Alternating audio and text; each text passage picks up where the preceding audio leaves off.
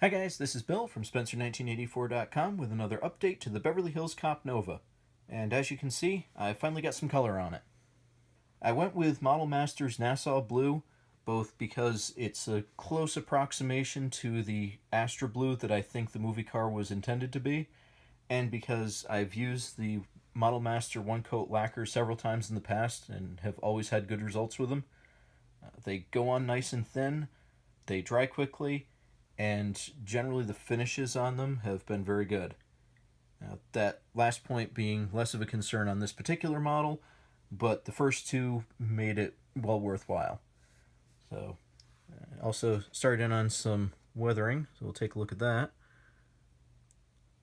And I did on this exactly what I was talking about in the previous video, where after the red was finished, I put some gray on it, then the blue, and then sanded through those top layers so that you get the effect of paint having been worn off and the metal starting to rust where it's been exposed. And you can also see I did reconfigure this dent, and I'm much happier with the results on it. So thank you to everybody who gave some comments and suggestions in the last video. I think this works out a lot better.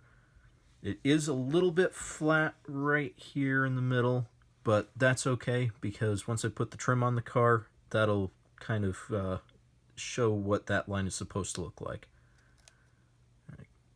Got some more spots here on the trunk.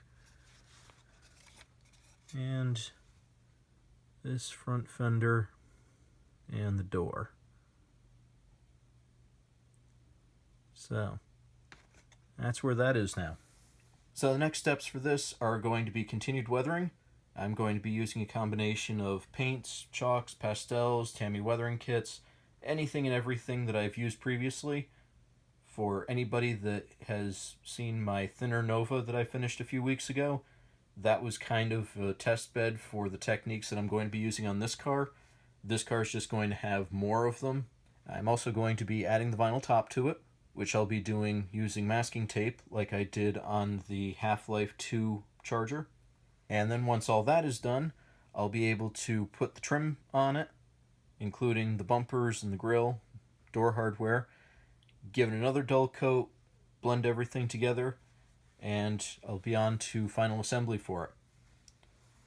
So next week, I will be giving an update to the interior and chassis so you can see where I am on that. So check back then, and thanks for watching.